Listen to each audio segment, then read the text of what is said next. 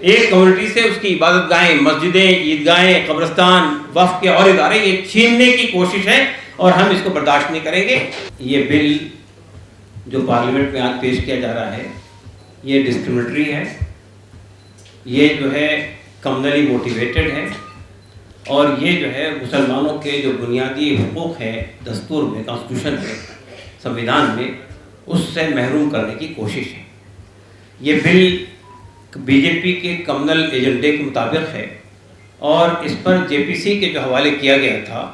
جو اعتراضات، جو آپتیاں پارلیمنٹ میں بل پیش کرتے وقت جتائی گئی تھی، اس کو ایڈریس کرنے کے لیے اسے جے پی سی کے حوالے کیا گیا تھا۔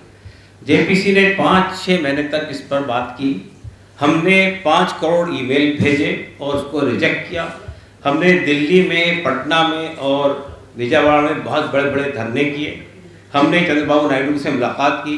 ہم نے نتیش کمار جی سے ملاقات کی، ہم نے جے پی سی کے تمام لوگوں سے ملاقات کی، ہم نے جے پی سی کے اندر جا کر اپنی بات رکھی اور تفصیل سے بتایا ان کو کہ ہماری آپتی کیا ہے۔ ہمیں امید تھی کہ جے پی سی جو ہے ان چیزوں کو ایڈریس کرے گی۔ افسوس کی بات یہ ہے کہ جو جے پی سی میں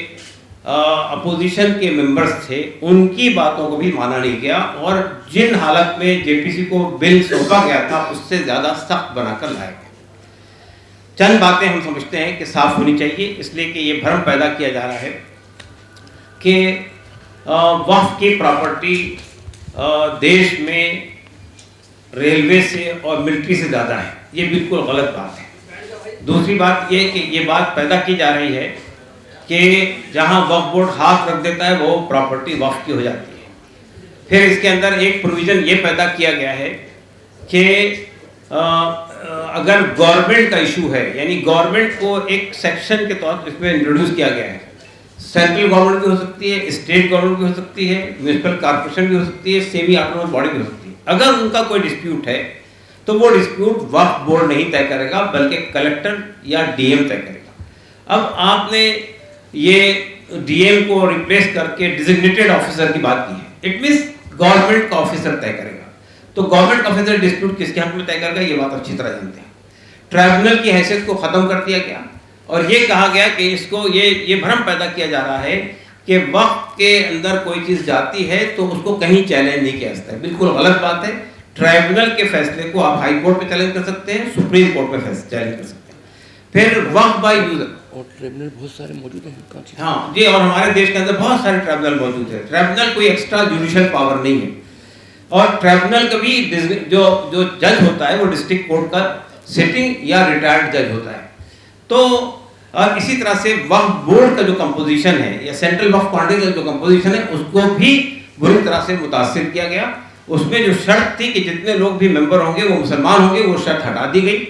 2 کمپلسری نان مسلم ہوں گے، اس کے علاوہ باقی لوگ بھی نان مسلم ہو سکتے ہیں۔ سی او کے لیے جو شرط تھی کہ مسلمان ہونا چاہیے وہ شرط بھی ہٹا دی گئی۔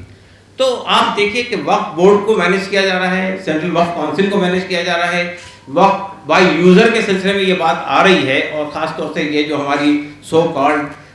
بی جے پی کے الائز ہیں وہ یہ کہہ رہے ہیں کہ ہم نے جو امینڈمنٹ موو کیے تھے وہ امینڈمنٹ گورنمنٹ ایکسیپٹ کر لیے۔ What where the amendments?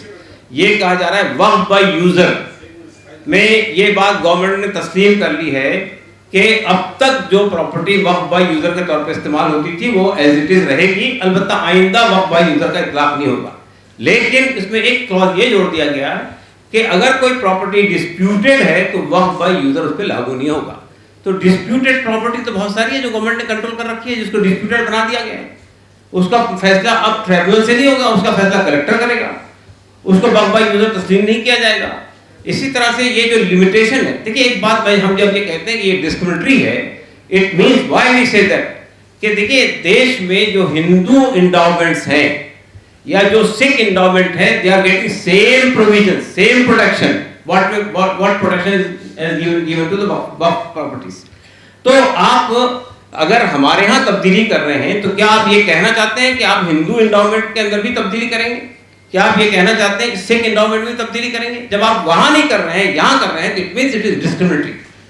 تیسری بات یہ کہ یہ لمیٹیشن کا جو قانون ہے،